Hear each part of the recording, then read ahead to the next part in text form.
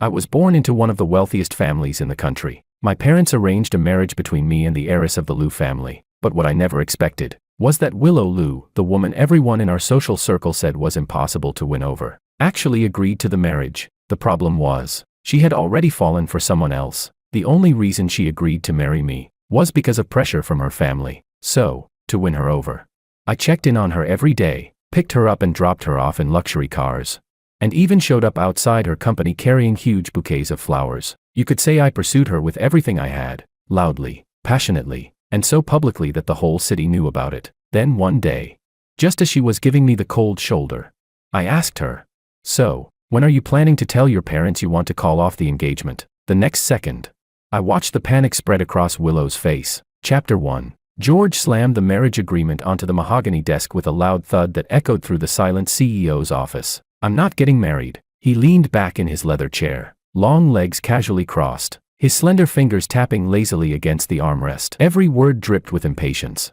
"If the old man keeps pushing me, I'll donate every share I own in the Wang Group." Standing across from him, his executive assistant, David, adjusted his gold-rimmed glasses without changing his expression. He calmly pulled a document from his briefcase and placed it on the desk. "Your father asked me to give this to you." George Wang glanced down. It was a draft declaration severing the father-son relationship. The corner of his mouth twitched. Has the old man lost his mind? The chairman said that if you won't sign the marriage agreement, then you can sign this declaration instead. And if you refuse to sign either. David reached into his briefcase again and produced an envelope. "Then he asked you to read this." George opened it. Inside was a handwritten letter from his father, the bold strokes practically carving through the paper. It read, "You little brat.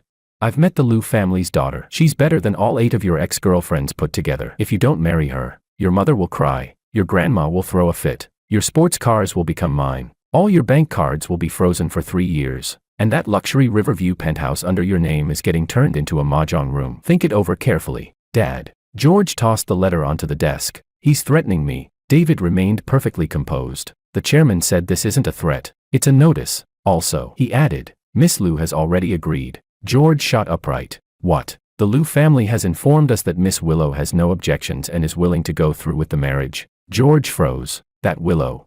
The same Willow everyone said treated men like they didn't exist. The untouchable Ice Queen Northwest one dared get close to. She actually agreed. Frowning, George muttered, "What on earth is she thinking? Does she actually believe this is a good idea?" "I wouldn't know," David replied, adjusting his glasses again. "But the Liu family also said that once the marriage goes through, they'll hand the development rights for the South City project over to the Wang Group." George narrowed his eyes. This was how wealthy families operated. There were no fairy tale romances, only cold, calculated exchanges of interest. He and Willow Liu, one was the heir to the Wang Group.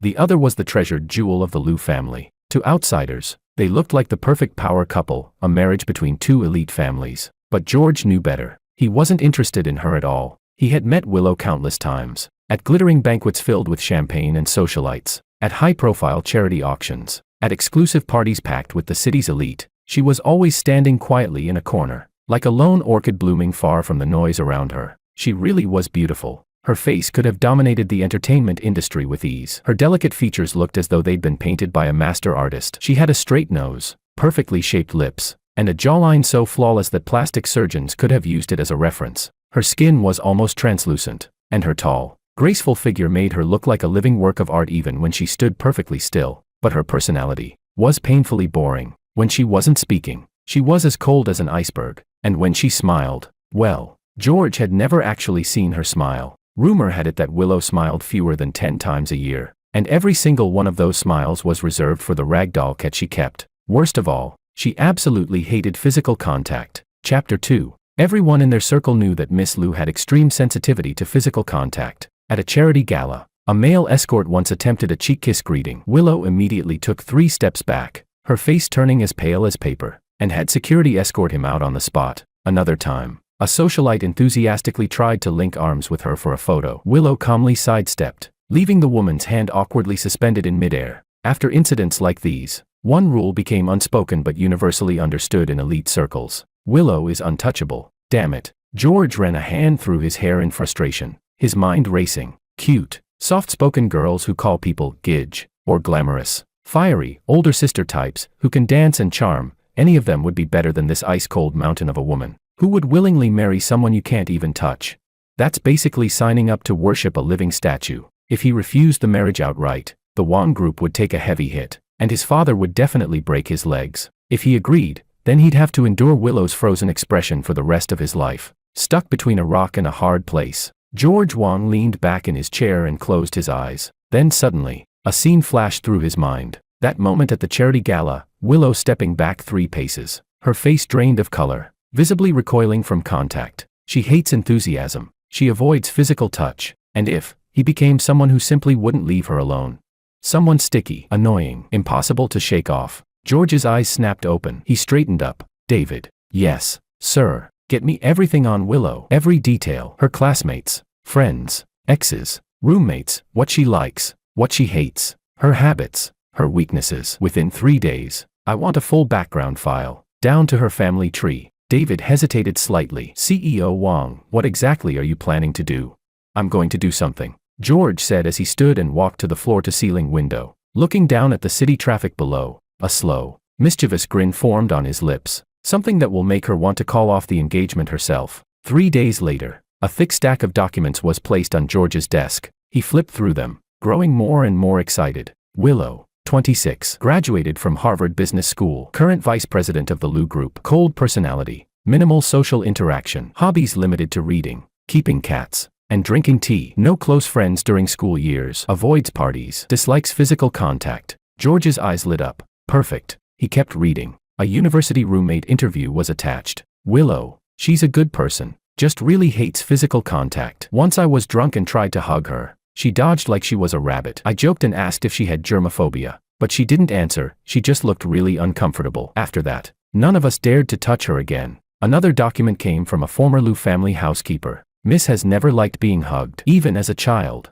When Madam tried to hold her, she would avoid it. As she grew older, it became more obvious. She keeps her distance from everyone. Once her cousin tried to put an arm around her after drinking. She immediately walked away and didn't speak to him for 3 months. George read through the files 3 times. Then he leaned back in his chair, his smile widening little by little. This was perfect. A gift from heaven. Chapter 3. He picked up his phone and dialed his father. Dad, changed your mind? His father's voice came through the line with a hint of caution. George replied, yes, I have. His tone did a complete 180, sincere and obedient now. Dad, I've thought it through carefully. For the sake of the family's interests, I'm willing to go through with the marriage alliance. I'll sacrifice myself for the greater good. There was a 3-second silence on the other end. His father asked, are you serious?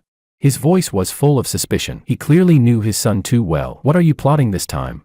Why would I? George sounded utterly innocent. Do I seem like that kind of person?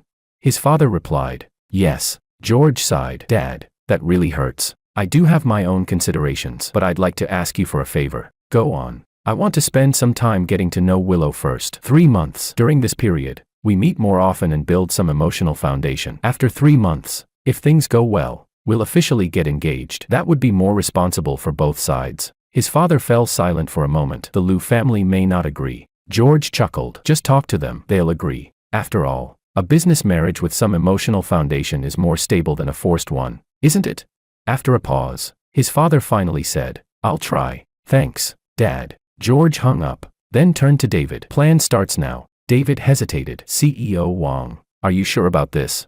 Of course. George stood up, straightening his tie, a mischievous glint in his eyes. Just wait. In less than 3 months, Willow will be crying and begging her father to break off the engagement. His plan was flawless, absolutely perfect. Willow hated overly enthusiastic people, then he would become one. She disliked physical contact, then he would stick to her every single day. Message bombardment, constant dates, close proximity, slipping physical contact in wherever possible. With Willow's personality, surviving a week would already be a miracle. A month would be impossible. If she could endure a full month, he'd write his name backwards. By then, she'd be the one unable to stand it and would initiate the cancellation herself. George would become the victim. Neither the old man nor the Liu family could blame him. Not only would he walk away clean, he could even sell himself a devoted, warm-hearted man image in high society. The distance between us is 100 steps. I've already taken 99, but she still refuses to take the last one. A genius. Whoever came up with this was a genius. Why was Newton or Gauss born before me? Was it that the early bird catches the worm, or that they were avoiding my brilliance? Chapter 4. 2 days later, George's father sent word that the Liu family had agreed. and Willow Liu herself had no objections. Thus, under the arrangement of both families, the trial relationship period officially began. For their first official date, George chose a trending internet-famous cafe. He had David thoroughly research it in advance. The cafe was famous as a couple's check-in spot, with walls covered in couple photos, seating arranged as double swings, and couple sets featuring 2 drinks connected by a single heart-shaped straw. Even the background music was a continuous loop of sweet love songs. George arrived 10 minutes early. He sat on the double swing with his legs casually crossed and began typing rapidly on WeChat. "Willow, I'm here. The weather is nice today. Perfect for meeting. The cafe is great. I'm sure you'll like it. I miss you. Come quickly." Then he added, "By the way, where are you? Do you want me to pick you up? Looking forward to seeing you." Another message followed immediately. "Why aren't you replying? I understand. It's fine. I really understand. I won't force you, even if you never reply. It's okay. After all, how many people in this world can truly understand each other? It's fine.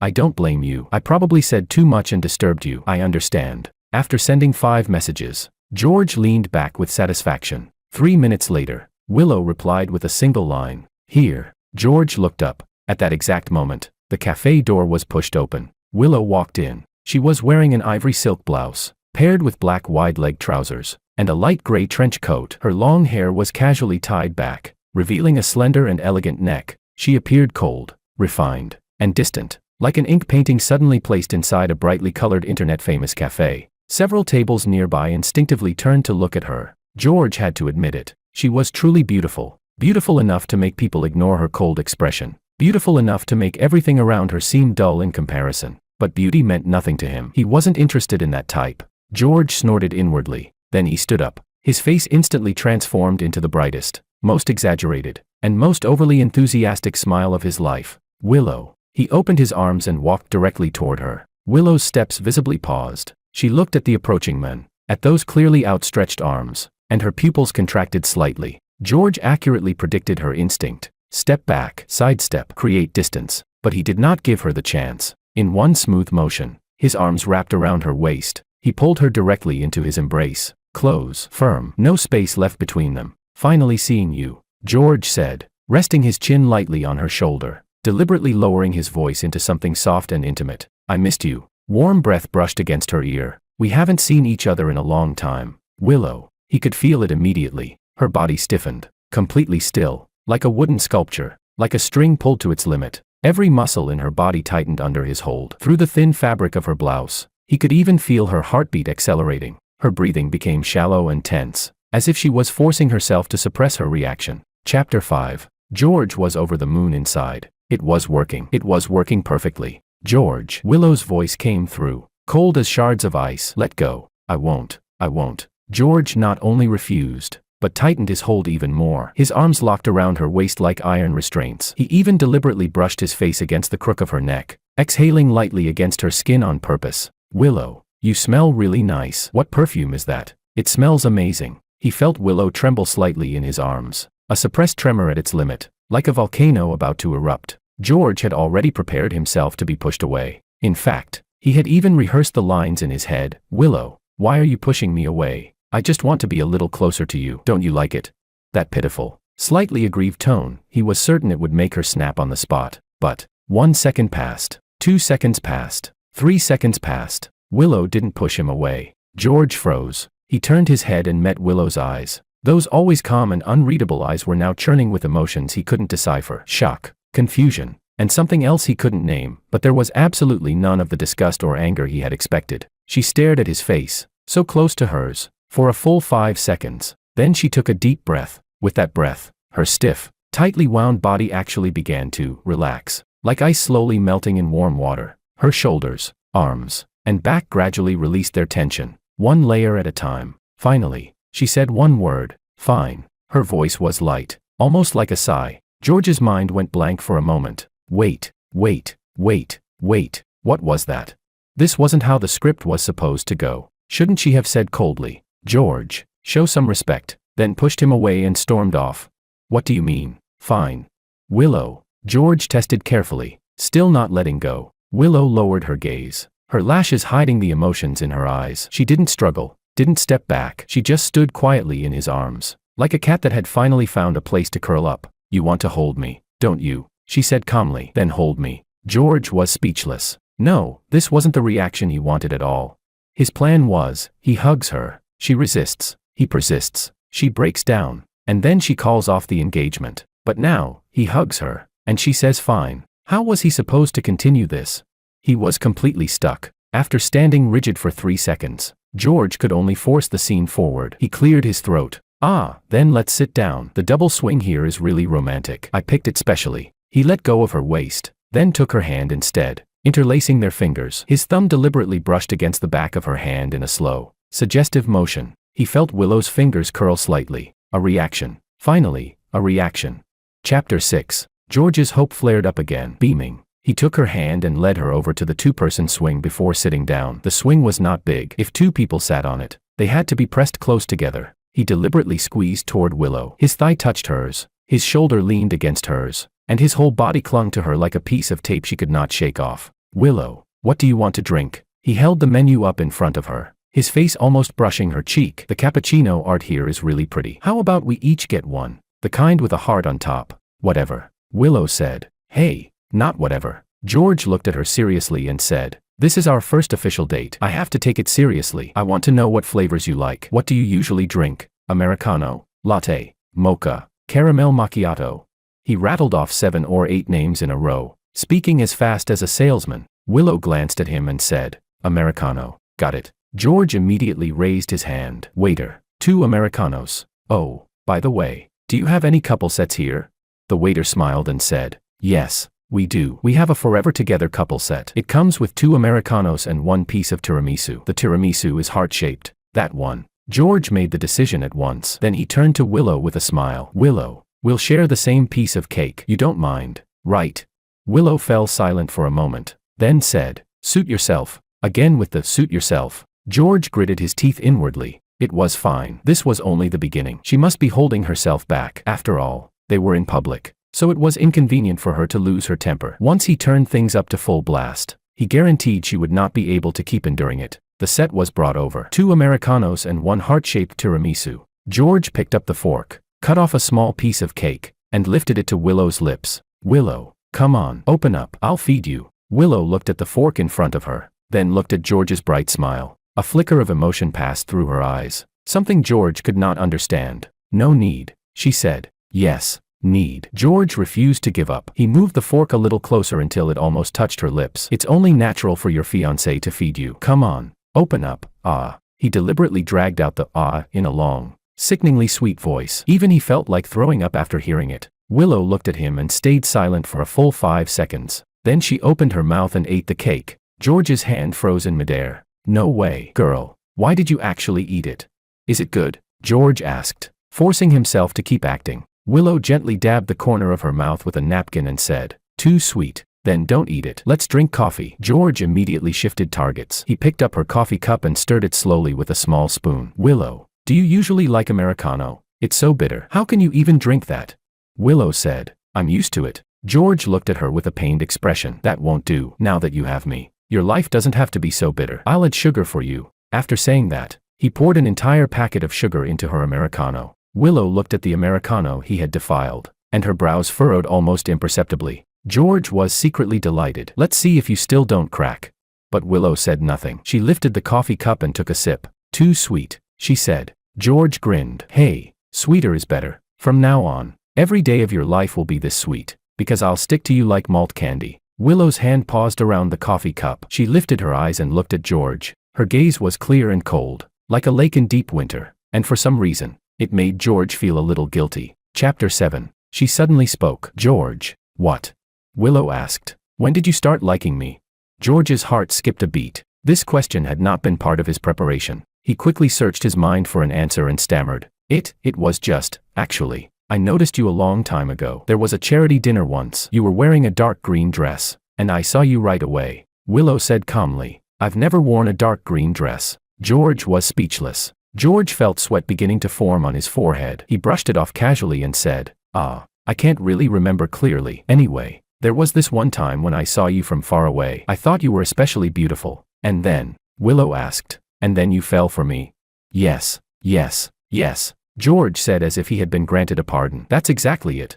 Willow looked at him without saying anything. The corners of her lips seemed to move slightly, but the movement was so small that George was not sure whether it was a smile. Willow nodded and said, "Got it." After saying that, she continued drinking her coffee. George let out a breath of relief, thinking he had passed this hurdle. However, he did not know that the moment he lowered his head to eat the cake, Willow's gaze fell on him, and a trace of tenderness almost impossible to notice flashed through her eyes. That tenderness vanished in an instant, so fast it seemed like an illusion. After they finished eating, George suggested going shopping. Shopping. Willow's expression finally changed a little. George said as if it were only natural, "Yeah, isn't a couple's date supposed to include shopping and watching a movie? There's a shopping street nearby. Let's go walk around." Willow was silent for 2 seconds before saying, "I don't like crowded places." George shamelessly leaned closer and grabbed her hand. "I'll be there with you," he said. "Besides, it's a weekday. There won't be many people. Come on, let's go. Just think of it as a walk to help digestion." He half-pulled, half-dragged Willow out of the cafe. There really were not many people on the shopping street. The sunlight was just right, shining down on the roadside trees and casting mottled shadows. George held Willow's hand and kept chattering the whole way. "Willow, look at that tree. It's so pretty, but not as pretty as you. Should I take a photo of you?" "Willow, there's someone selling balloons over there. Should I buy you one? What color do you like?" "Willow, the ice cream from that shop looks really good. Wait here, I'll go buy some." He bought a strawberry cone and held it out in front of Willow. "Try it." Willow looked at the cone, hesitated for a moment, then took it. George urged her, "Take a bite." Willow took a small bite. George asked, "Is it good?" "It's okay," George immediately said. "Then let me try it." He leaned over and took a bite of the cone from her hand. It really is okay, but it's not as sweet as you." After saying that, he even winked at her. Willow looked at the ice cream cone he had bitten, then at the corner of his mouth stained with cream. Her gaze turned subtle. "What's wrong?" George asked. "Nothing." Willow looked away. They kept walking. When they passed a boutique, George's eyes lit up, and he pulled Willow inside. "Willow, look at this." He picked up a pair of couple bracelets. Hanging from the silver chains were 2 small half-heart pendants that formed a whole heart when put together. "Let's buy these." "Okay, you wear one, and I'll wear one," Willow commented. "Childish." "It's not childish, it's called romance." Without giving her a chance to object, George put the bracelet on Willow's wrist. Willow's wrist was very slender. The silver chain rested on it, making her skin look even fairer. "So pretty." George admired his own work, then put the other bracelet on his own wrist. "Perfect. From now on, we'll wear them every day. No taking them off." Willow lowered her head and looked at the chain on her wrist without saying anything. George thought she was holding back her displeasure, and he secretly felt pleased.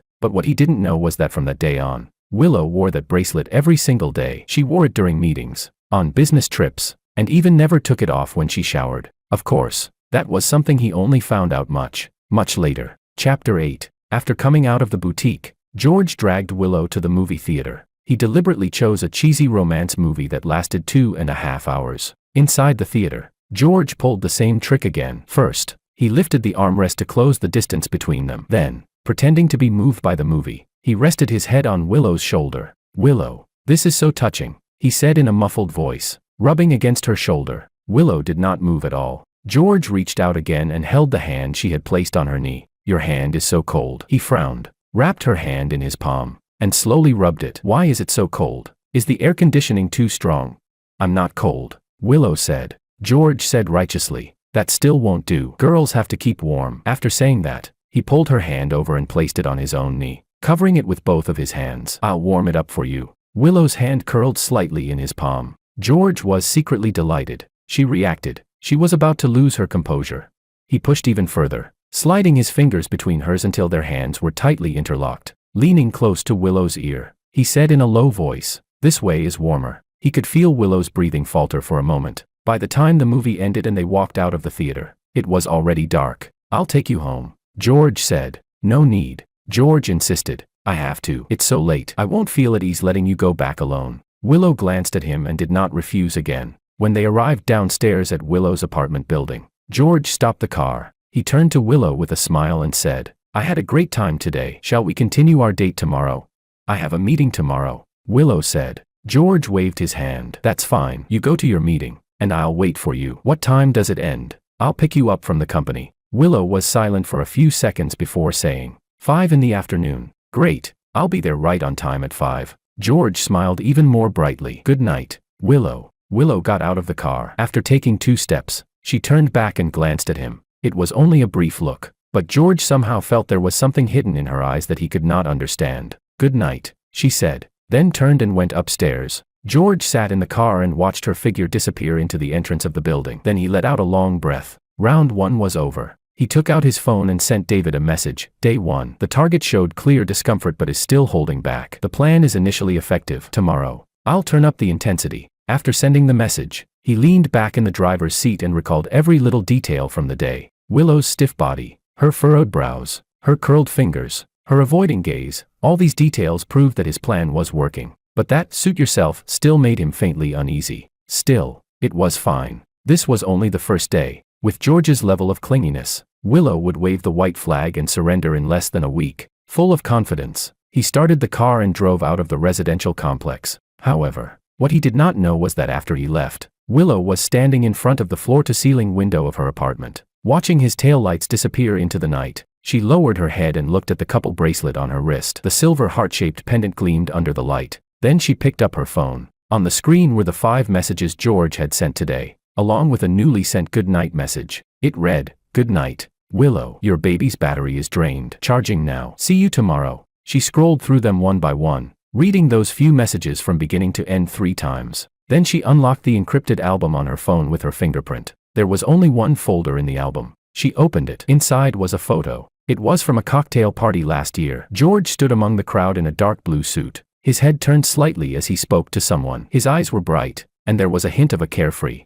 cynical smile at the corner of his mouth. The angle of the photo was awkward. It was clearly taken in secret. Willow looked at the photo, her fingertip gently tracing George's side profile on the screen. Softly, she said, "Finally." The rest of her words were scattered by the night wind, and no one heard them. Chapter 9. At 4:50 in the afternoon the next day, George appeared downstairs at Liu Group right on time. Today, he had changed into a new outfit, a light blue casual suit with a white t-shirt underneath. His hair was styled in a fluffy, effortless way, making him look like a male model who had just stepped out of a fashion magazine. But the thing in his hands looked completely out of place with his outfit. A huge bouquet of red roses, 99 roses, arranged into an exaggerated heart shape, with a handwritten card tucked into it, "To my beloved Willow. May you be happy every day." From George. George stood at the entrance of the Liu Group building holding the bouquet, drawing so much attention that people practically looked back twice. David, standing beside him, asked tentatively, "CEO Wang, should I hold it for you?" "No need. I'll hold it myself." George refused with a smile. "This is exactly the effect I want." He wanted everyone to see that George was pursuing Willow passionately, publicly, and loudly enough for the whole city to know. George glanced at his watch. 4:58. He cleared his throat and strode into the Liu Group building. In the lobby, the receptionist froze for a moment when she saw his grand entrance. "Sir, may I ask?" "I'm here for Willow." George smiled slightly. "I'm her fiancé." He said the word fiancé loudly and clearly, and everyone in the lobby heard it. Countless gazes shot toward him at once. "So it's CEO Wang." The receptionist quickly stood up. "She's in a meeting. It should be ending soon. Would you like to go upstairs and wait?"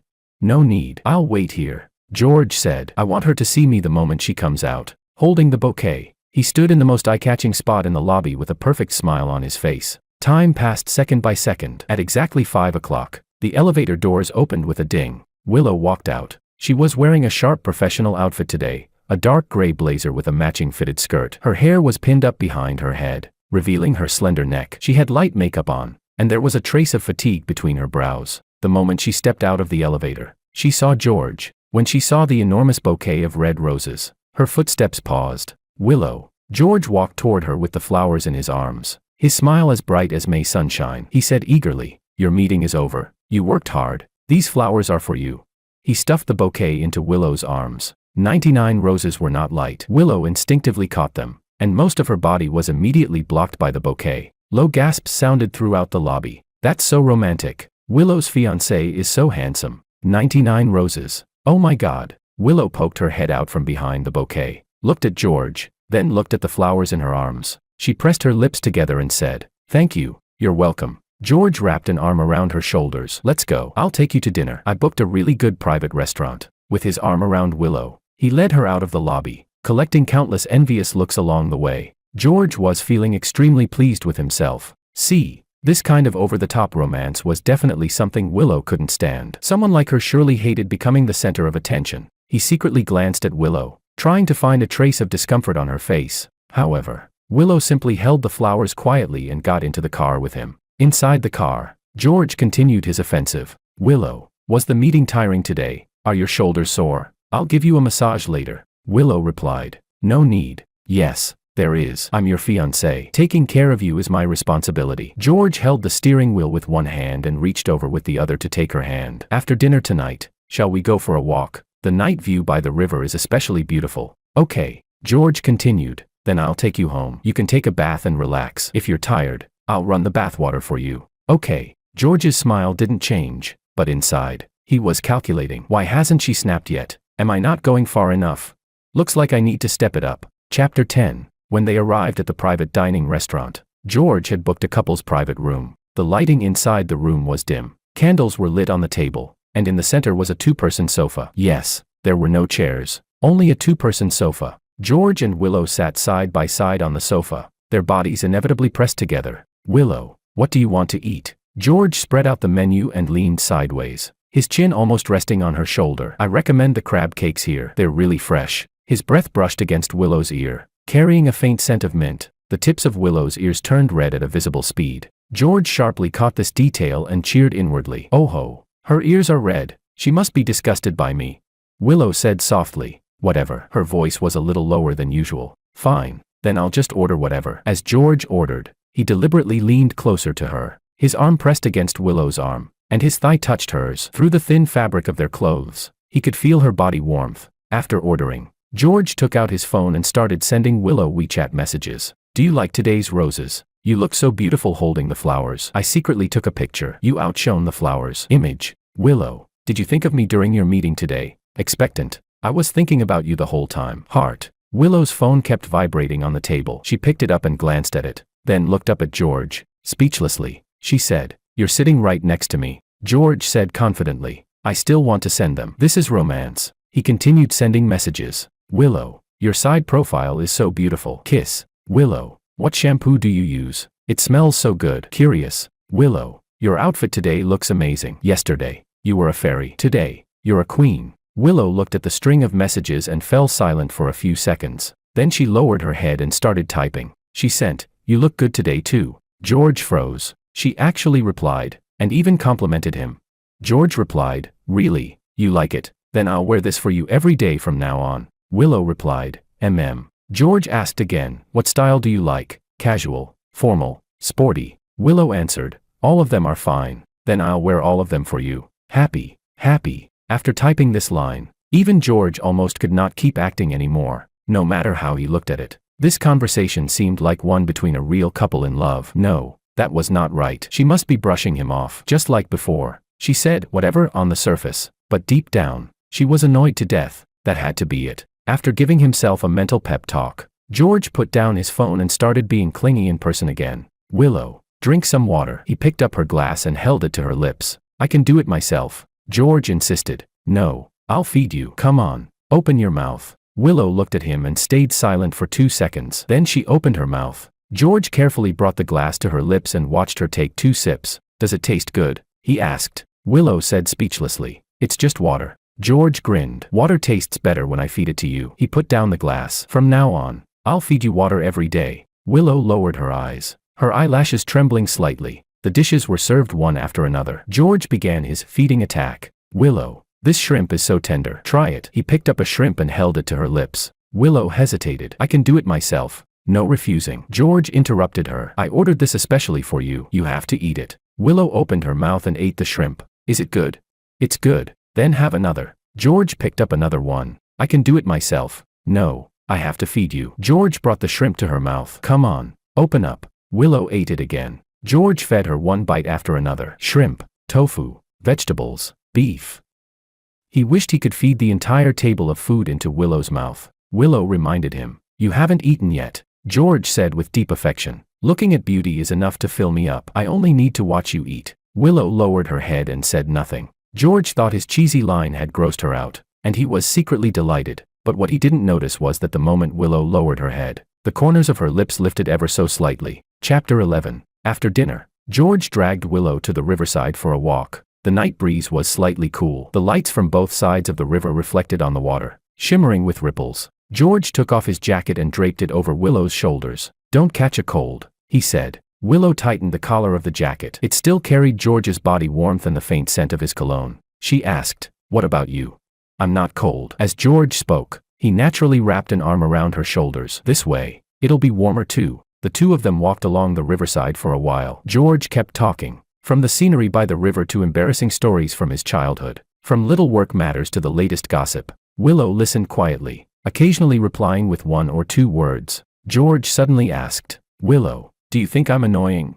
He wanted to test her limits. Willow paused. She turned her head and looked at George. The river breeze lifted the loose strands of hair on her forehead, revealing her clear eyes. "No," she said. George froze. This answer was beyond his expectations. He pressed further. "You really don't find me annoying?" "No." George frowned and asked, "Then if I cling to you like this every day from now on, you still won't be annoyed?" Willow fell silent. She turned her head and looked at the river. Then she said, "No." Her voice was very soft, as light as a sigh carried by the river breeze. George's heart skipped a beat, and an ominous feeling rose inside him. Even he was getting annoyed by himself. How was she still not annoyed? Over the next week, George took clinginess to the extreme. Every morning at exactly 6, he sent her a message. "Good morning. Are you awake, baby? I left your breakfast at the breakfast shop. You can buy it if you spend a little money. I also left your coffee at the coffee shop." Willow replied, "Morning." Every hour, he sent another message. "What are you doing? Are you busy? What did you have for lunch? Take a picture and show me. You're too thin. Eat more meat. Drink more water. Kiss emoji. I'm giving you a kiss. Remember to return the favor." Willow occasionally replied with one or two words. Meeting. 8. Okay. Every night, he called her. Sometimes the calls lasted 10 minutes, sometimes an hour. On the phone, he could talk about everything that had happened that day from morning to night. Even if he saw a cat on the road that reminded him of her, he would describe it in 300 words. Willow listened quietly, occasionally giving a soft Every few days, he went to wait for her downstairs at Liu Group. He never showed up empty-handed. One day it was roses. The next day it was limited edition chocolates. And the day after that it was a handmade accessory from some niche designer. He went to her apartment more and more often. At first, it was twice a week. Then it became every other day. In the end, he simply went every day. He carried out his clingy plan with unwavering determination. But without knowing when it had started, he had memorized all of Willow's preferences. One day, when Willow was hosting him, she casually mentioned, "The tea in my office is finished." The next day, George asked David to contact tea farmers in Wui Mountain. 3 days later, a box of first spring harvest Jinjinmai tea was delivered to Willow's office. When Willow received the tea, she sent him a message. "How did you know I like this?" George stared at that message for a long while. How did he know? Because it had been written in the information David had found for him. George replied, "Because I care about you." Willow did not reply, but that afternoon, she took the initiative to send him a message. "The tea is very good. Thank you." That was the first time she had ever messaged him first. George stared at that message for a long time, and a strange feeling rose in his heart. He shook his head, throwing away those messy thoughts. Stay true to the original goal, and see it through to the end. His goal was very clear: make Willow call off the engagement. Chapter 12. So he intensified his efforts again. He started sending Willow photos of himself from childhood. His bare-bottom 100-day baby photo, his snot-nosed elementary school photo, his acne-covered middle school photo from puberty. He dug out every embarrassing piece of history he had. George sent, "Look, this is what I looked like when I was little." Image. Willow replied, "Very cute." George sent another one. "Really? What about this one?" "This was when I looked the worst." Image. "Not ugly." "What? Even a chubby kid with a face full of acne isn't ugly." "Not ugly." George stared at the words, "not ugly," and fell into deep confusion. Did she have no sense of aesthetics? That night, George went to Willow's apartment as usual. He sat on the sofa and watched Willow make tea in the open kitchen. For some reason, he suddenly felt that the scene was indescribably harmonious. Willow was wearing loungewear, a loose beige knitted sweater and dark gray cotton pants. Her hair fell casually around her shoulders. She looked completely different from her usual image as a strong career woman. At this moment, she seemed soft and warm. She placed a cup of black tea in front of George and said, "Your tea." "Thank you." George picked up the cup, took a sip, and said, "You're getting better and better at this. You come here often now." Willow sat across from him, holding a cup of tea as well. She curled up in the corner of the sofa, her legs tucked beneath her and both hands wrapped around the cup. Her posture made her look just like a lazy cat. George looked at her side profile and suddenly asked, "Willow, don't you feel lonely living alone in such a big place?" Willow paused. She lowered her head and looked at the tea in her cup, staying silent for a long time. Then she said, I'm used to it. George pressed further. Used to being lonely? It's not exactly lonely, Willow said. I have a cat. As soon as she finished speaking, a chubby ragdoll cat sauntered over from the corner, jumped onto the sofa, and curled up beside Willow's legs. Willow reached out and stroked its back, and the cat let out a satisfied purr. George asked, "What's its name?"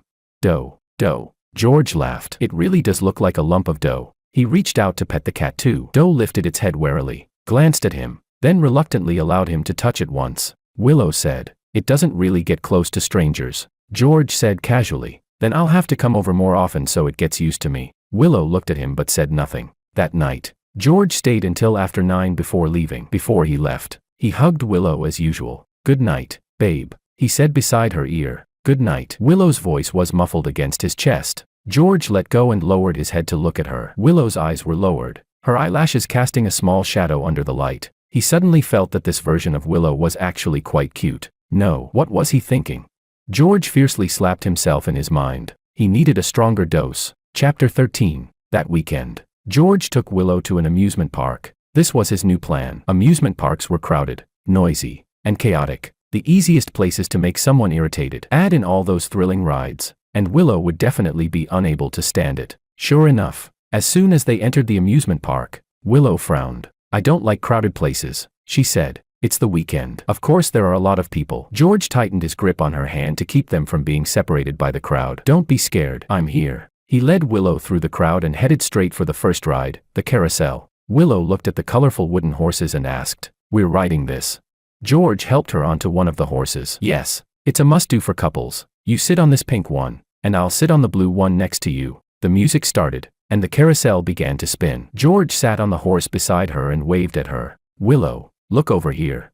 He raised his phone and snapped 7 or 8 photos. Willow sat on the carousel horse, looking a little uncomfortable, but she still cooperated and looked at the camera. After getting off the carousel, George dragged her to the pirate ship ride. Willow looked at the swaying pirate ship, her expression hesitant. "Isn't this a bit too intense?" No, it's super fun." Without giving her a chance to refuse, George pulled her onto the ride. The pirate ship started, swinging gently at first. Willow gripped the handle tightly, her lips pressed into a thin line. George took the initiative and reached out his hand. "If you're scared, hold on to me." Willow glanced at him but did not take his hand. Instead, she continued gripping the handle. The ship swung higher and higher. Screams rang out all around them. George secretly observed Willow's reaction. Her face had turned a little pale, but she still maintained a dignified sitting posture. She did not scream, nor did she grab onto him. This woman really could endure anything. In every sense, if endurance were a competitive sport, she would be the champion. Why was she even wasting time here? She should be out there sneaking straight to the enemy base and winning the whole game. After getting off the pirate ship, George took her on the bumper cars, the roller coaster, and into the haunted house. Willow did not like any of them, but she still accompanied George through every single one. Inside the haunted house, George finally found his chance. Pretending to be scared, he threw his arms around Willow's waist and pulled her completely into his embrace. "Aya, Willow, this is so scary. There's a ghost." George buried his face in her shoulder, his voice full of exaggerated acting. Willow's body stiffened for a moment, but then she relaxed. She reached out and patted his back.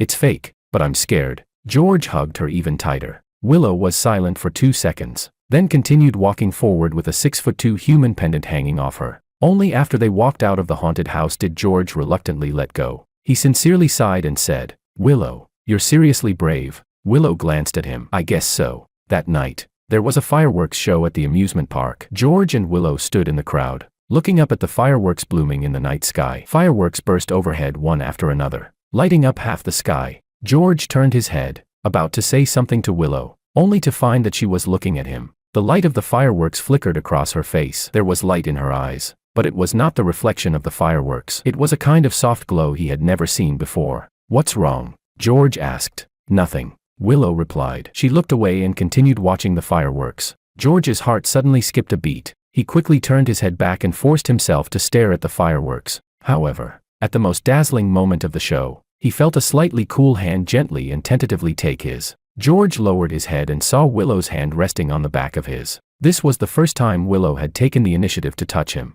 "Willow," his voice was a little hoarse. Willow said very softly, "There are too many people. I'm afraid we'll get separated." George said nothing. He turned his hand over and held hers tightly. Just like that, the two of them held hands and watched the entire fireworks show. George's mind was a complete mess. His plan, had something gone wrong somewhere? Chapter 14. The plan had indeed gone wrong. George lay on his bed, staring blankly at the ceiling for half an hour. Just now, after he had taken Willow home and said goodbye downstairs, Willow had taken the initiative to stand on tiptoe and kiss him on the cheek. Willow had said, "Thank you for keeping me company today." After saying that, she turned and quickly walked into the building. George stood rooted to the spot, completely petrified. She kissed him. She kissed him first. The legendary Willow, the one people said no one could even touch, had taken the initiative to kiss him. George touched the cheek she had kissed. The sensation of Willow's lips still seemed to linger there, soft and slightly cool, like a snowflake landing on his skin. In that instant, his mind went completely blank, but his heart was beating so fast it felt like it was about to burst out of his chest. What plan? What strategy? At that moment, all of it vanished into thin air. Only one thought remained in his mind: she kissed me. She doesn't hate me. George turned over irritably in bed. This was not right. According to the plan, she should have been so annoyed by now that she wanted to tear him apart. But why? Not only was she not annoyed, she had even taken the initiative to get close to him.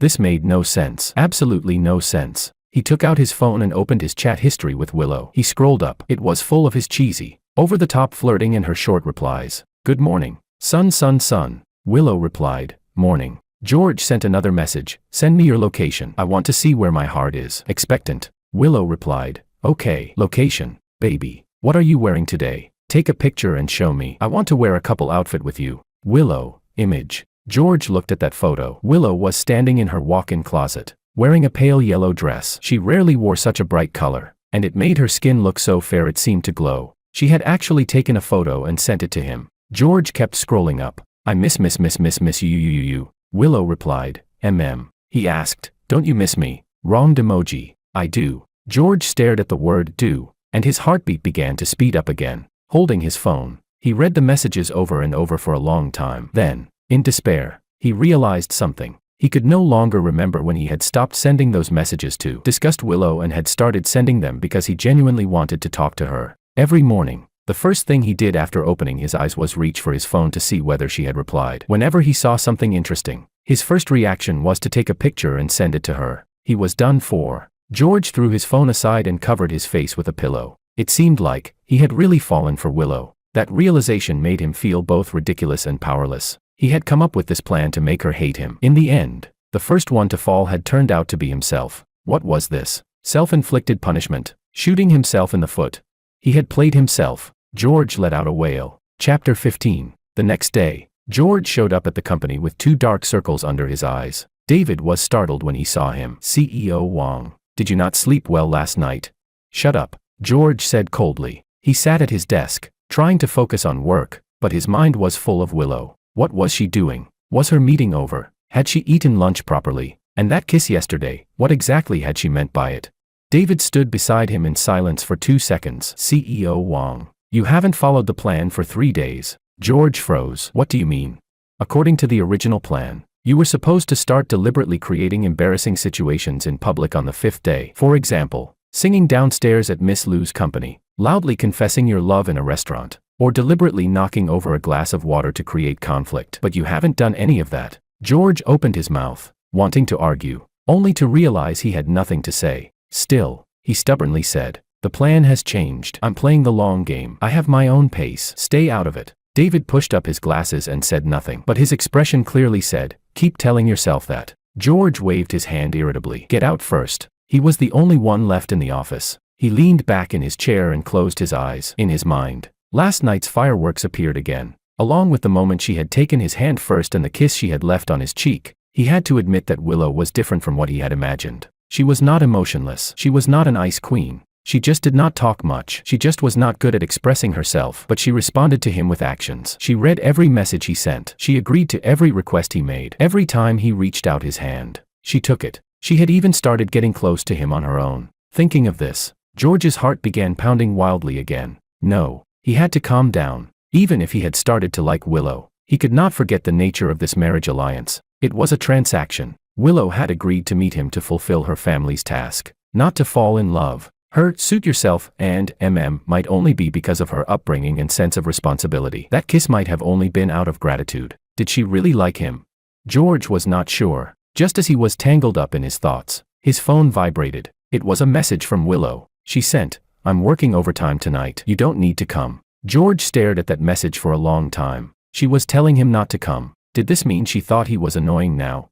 An indescribable feeling rose inside George. It was not pride. It was not happiness. It was disappointment. He should not have felt disappointed. His plan was to make her annoyed, to make her push him away on her own. Now that she was starting to push him away, he should have been celebrating, but he could not celebrate at all. He sat in his chair, staring at that message for a full 10 minutes. Then he made a decision that even he found absurd. He went to Liu Group. When George arrived, it was already 8 o'clock at night. Most of the windows in the Liu Group building were dark, with only a few scattered lights still on. He sent Willow a message, "I'm downstairs." 30 seconds later, Willow replied with a question mark. George replied, "Even if you're working overtime, you still need to eat. I brought you a late-night snack." This time, Willow was silent for a full 2 minutes. "I'm coming." George leaned against the car and watched Willow walk out of the building. She had changed into casual clothes, a simple white t-shirt and jeans. Her hair was loose around her shoulders, and she had no makeup on. She looked as if she had rushed to tidy herself up before coming down.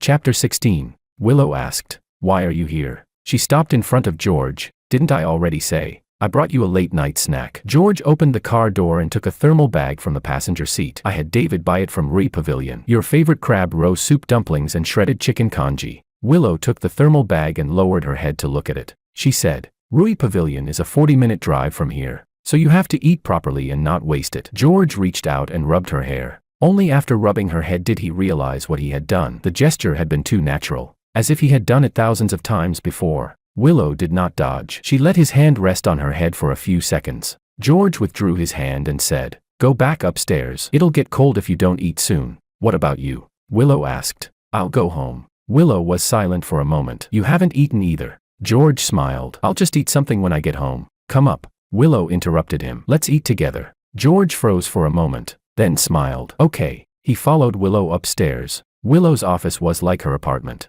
decorated in a minimalist style with black, white, and gray tones. But there was a bouquet on the desk, the preserved flowers he had given her a few days ago. George looked at that bouquet, and something in his heart was gently touched. She had placed it in her office, where she could see it every day. They ate the late-night snack on the coffee table in the reception area. There were crab roe soup dumplings, shredded chicken congee, and a few small side dishes. George asked, "You told me not to come, but I still came anyway. Are you unhappy?"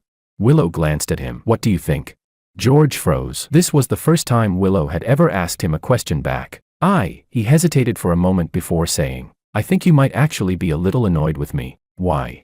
"Because I'm too clingy." For once, George told the truth. "I bombard you with messages, show up every day, and disrupt your plans. Anyone would get annoyed." Willow put down her chopsticks and looked at him. "George." She called his name, enunciating each word clearly. "I have never found you annoying." George froze. "But, didn't you avoid me at first? When I hugged you, you were obviously resisting." Willow lowered her eyes and stayed silent for a long time. She said, "I wasn't avoiding you." "Then what was it?" Willow did not answer. She stood up, walked to the window, and turned her back to him. "I have some issues." Her voice was very soft. "Physical contact with other people makes me uncomfortable. It has been like that since I was little." George stood up and walked behind her. "Then why?" Willow turned around and looked at him. "But you don't disgust me." There was only one floor lamp on in the office, its light dim and warm. Under that light, Willow's eyes seemed especially deep, filled with emotions George could not understand. She said, "I don't dislike it when you come close. I don't dislike your messages, your hugs, your touch, everything about you.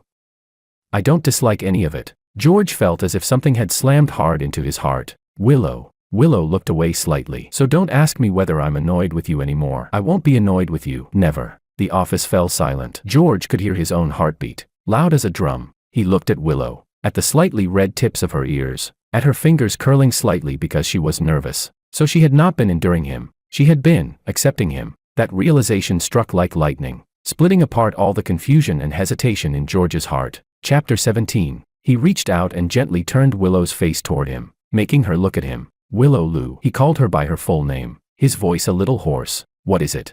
"I want to kiss you." Willow's eyes widened slightly. George did not wait for her answer. He lowered his head and kissed her, not on the cheek, but on the lips. Willow's lips were just as soft as he had imagined. She did not resist at all. After a brief moment of stiffness, she slowly closed her eyes. Her arms lifted and wrapped around his waist. George deepened the kiss. He kissed her carefully and seriously, as if he were handling a fragile treasure. He felt Willow trembling lightly in his arms. But it was not fear, not disgust. It was. He did not know what it was, but he knew it was not dislike. When they parted, both of their breathing was a little unsteady. Willow's lips were slightly red from the kiss, and her eyes were misted with a thin layer of moisture. She looked at George without saying anything. Willow. George cupped her face and wiped the dampness from the corner of her eye with his thumb. Don't say it. Willow interrupted softly. Don't say something like you'll take responsibility. George froze for a moment and asked, how did you know I was going to say that? Because you're George, Willow said. You may seem unserious on the surface, but deep down, you're painfully serious. George looked at her and suddenly laughed. He really had almost blurted out, I'll take responsibility for you. But now that he thought about it, he said, I like you. Willow's body trembled slightly. Not as part of the plan, not as an act. George looked into her eyes and said each word clearly. I truly like you. You're the first person I think of when I wake up in the morning and the last person I think of before I fall asleep at night. I want to hold your hand. I want to hug you. And I want to be with you. I don't know when it started, but I just really like you. Willow quietly listened to him finish. Then she lowered her head and buried her face in his chest. Her hands clutched the front of his shirt tightly. In a muffled voice, she said, George, what is it? Do you know how long I've waited to hear those words? George froze. What do you mean?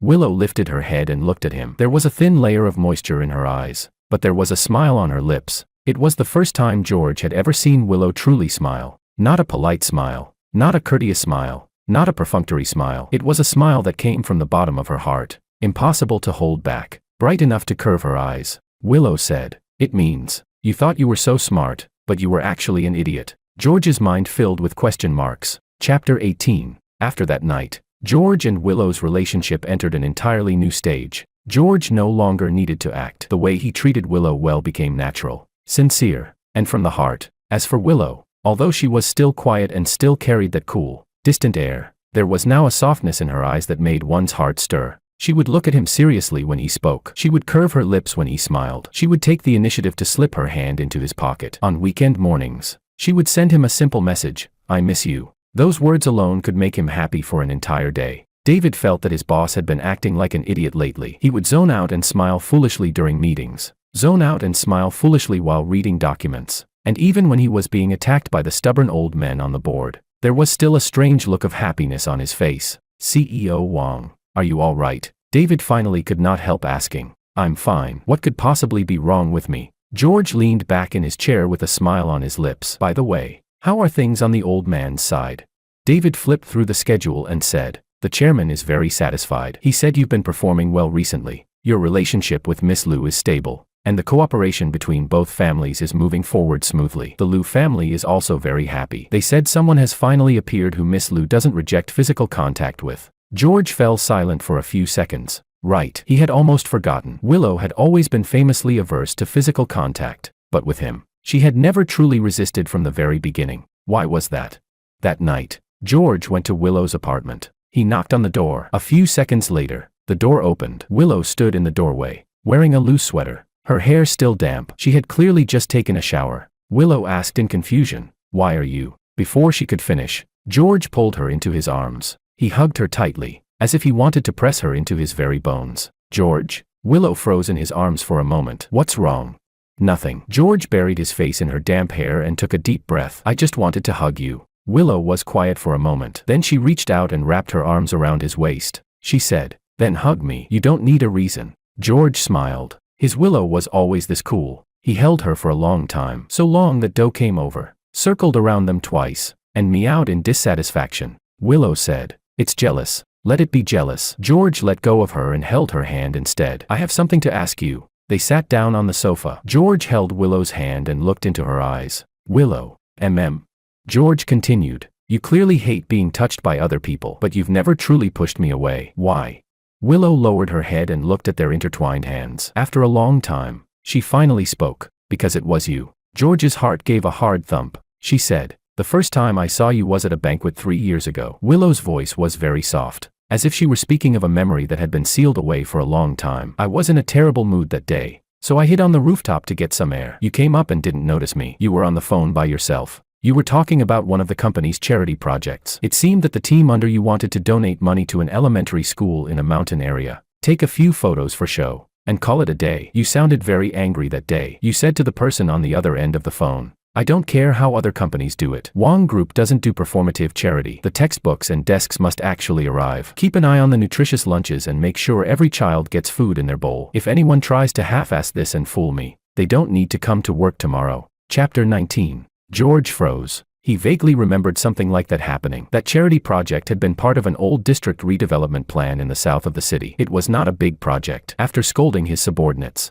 he had turned around and forgotten about it. Willow said, Then you hung up the phone and only then realized there was someone else on the rooftop. You glanced at me, nodded, and left without saying anything. Just because of that, George could hardly believe it. You looked especially fierce when you were on the phone on the rooftop. But you weren't fierce because you were throwing a tantrum at someone. You were fierce because someone was trying to treat charity like a box to check off. Willow said. At that moment, I thought, if this man could take a non-profit charity project so seriously, then deep down, he couldn't be a bad person. For a moment, George did not know how to respond. Willow's voice was soft yet steady. I looked into that charity project afterward. You built new playgrounds for those 3 elementary schools, hired nutritionists to plan their meals, and even had designers redo the lighting plans for the school buildings. There were no media reports, no public promotion. No one knew you had personally overseen it. Why did you look into that? Because I wanted to know whether you were just putting on a show or whether you meant it. Willow said, and it turned out you were even better than I had imagined. The tips of George's ears began to heat up. In his life, people had praised him for being handsome, for making money, for being capable. But being called good, especially by someone as serious as Willow, made him realize for the first time that he actually had no idea how to handle it. Willow continued, After that, I started paying attention to you at all kinds of events. I would watch you from a distance. The corners of Willow's lips curved slightly. You always looked careless and unserious, joking around at banquets like you never took anything seriously. But when your secretary got sick, you remembered to have someone send medicine. When your friend got into trouble, you flew over overnight to help. When a family member of one of your employees was hospitalized, you quietly gave them money without letting anyone know. You never took credit for any of these things, but I knew. I felt that you were someone who talked like a reckless fool on the surface, but deep down, you were cleaner-hearted than anyone. George's ears burned completely red. Willow said, So when my family brought up the marriage alliance, I agreed. Although I didn't know whether you would ever like me, I was willing to take the chance. Then why didn't you say so earlier? George's voice was a little hoarse. All those clingy things I did at the beginning. I clearly should have hated them. Right, Willow replied. Willow smiled. It was the gentlest smile George had ever seen from her. But all the clinginess from you was the kind of closeness I had never even dared to dream of. I couldn't bear to delete a single message you sent me. I kept every gift you gave me. Every time you touched me, I remembered it in my heart. Do you know what that felt like? You thought you were scheming so carefully to force me to call off the engagement. But to me, it was the person I had waited 3 years for finally walking toward me. George was completely stunned. His so-called brilliant plan, in Willow's eyes, had actually been an active pursuit. From beginning to end, he had been outsmarting only himself, while she had been playing along with him the entire time. George looked at her eyes, at the smile at the corners of her lips, then he laughed. At first, it was a low chuckle, then it turned into loud laughter. I admit defeat. He laughed so hard he bent forward and backward. I really admit defeat. Willow, you win. He laughed for a long time, laughing until tears almost came out. When he finally finished laughing, he pulled her into his arms and held her tightly. Thank you, he said beside her ear. For what? George's voice was a little muffled as he said, Thank you for agreeing to this arranged marriage. Thank you for choosing me out of so many people. Willow said nothing, but she tightened her arms around his waist. Doe meowed twice in displeasure from under the sofa, then jumped up and squeezed between them. It really is jealous, George said with a laugh. Willow said, It needs to get used to it. Get used to what? Getting used to sharing me with you. George lowered his head and looked at the person in his arms. His heart felt so warm, as if there were a sun inside it. He said, Willow, let's get married. Willow lifted her head and looked at him, light shining in her eyes. Okay, she said. Chapter 20. 3 months later, George and Willow held their wedding. George stood at the end of the red carpet in a custom black suit, watching as Willow walked toward him with her hand resting on her father's arm. She was wearing a white wedding dress, and the veil covered most of her face, but George could see that she was smiling. It was the most beautiful sight in the world. Willow's father placed Willow's hand into George's and said solemnly, Treat her well. I will. George held that hand tightly. When they exchanged rings, George saw that Willow's eyes had turned red. He reached out and wiped the tears from the corners of her eyes, then lowered his head and whispered beside her ear, Don't cry. Your makeup won't look good if it smudges. Willow said, You'll still marry me even if it does. I will. George said, no matter what, I'll marry you. After the wedding, they were in the presidential suite on the top floor of the hotel. George took off his suit jacket, loosened his tie, and sat by the bed, watching Willow remove her makeup. She sat in front of the vanity, wiping away the makeup on her face little by little in the mirror. After removing it, her face looked clean and fair, with a purity that was even more charming than when she had makeup on. What are you looking at? Willow looked at him through the mirror. My wife, George said confidently. The corners of Willow's lips curved slightly. She stood up and walked over to him. She said, hug me. George opened his arms and pulled her into his embrace. The two of them fell onto the bed together, and Willow lay on his chest, listening to his heartbeat. George, you don't have to cling to me every day anymore. Why? Because no matter how clingy you are, Willow said, I'll only be happy. George tightened his arms around her. He said, then I have even more reason to cling to you. In this lifetime, you're the only person I'll cling to. Willow smiled, her laughter as light as a feather landing on his heart. Suit yourself, she said. Chapter 21 Extra. 5 years later, George sat on the living room carpet, holding a doll-like little girl in his arms. The little girl had just turned 3. Her nickname was Little Doe. Yes, the same name as that chubby ragdoll cat. According to Willow, both of them were round, clingy, and equally matched. Little Doe was tugging at George's shirt collar, babbling, Daddy, wife. George shouted toward the kitchen. Your daughter peed again. Willow walked out of the kitchen, still holding a plate of freshly cut fruit. She came over to George, crouched down, skillfully took their daughter from him, and began changing her diaper. 5 years had passed, and Willow had changed a lot. She still instinctively kept her distance from strangers, but around friends and family, she could now accept hugs and physical contact with ease. She would even act spoiled now, though only in front of George, wife. George watched her change the diaper with practiced ease and suddenly remembered something. What is it? George asked. Back then, why did you hate physical contact so much? Willow's hands paused. She looked up at George, her eyes calm. She said, because I used to have touch starvation. Touch starvation, George repeated. Willow lowered her head and continued changing their daughter's diaper. When I was little, my mom was sick, and no one hugged me. Later, I became unused to being touched. But I still really wanted to be hugged, George asked. So that day at the cafe, when I hugged you and your body went so stiff. Yes, but I wasn't rejecting you, Willow said. I was trying to hold myself back from hugging you in return. George froze. Your forceful closeness made me feel very safe. Willow picked up their daughter after finishing the diaper change and looked at the girl's eyes, which looked so much like George's. Softly, she said, thank you. Thank me for what? Thank you for not being scared away by how cold I was at first. Willow said, thank you for keeping close to me until I got used to your warmth. Without you, I might still be alone now. George looked at her eyes, and at the daughter in her arms. Then he suddenly pulled both mother and daughter into his embrace. Wife, the luckiest thing I've ever done in my life was hugging you at that cafe that day. He buried his face in the crook of her neck, his voice muffled. And the stupidest thing I've ever done in my life was also hugging you at that cafe that day. Willow asked, why was it stupid? George laughed. Because at the time, I actually thought I was setting a trap for you. In the end, I was the one who got trapped. Willow laughed too. She leaned into his arms, feeling his warmth. George, she said softly, hug me every day from now on too. Okay, and tell me you like me every day. Okay. Little Doe struggled between them and cried out in dissatisfaction. Daddy, can't breathe. The two of them laughed at the same time. Little Doe wriggled out from between them and ran off to play with her building blocks. George and Willow were still holding each other, and neither of them was willing to let go first. Outside the window, the sunlight was just right, falling across the carpet like shattered gold. Doe crouched in the sunshine, flicking its tail back and forth. Everything was just right.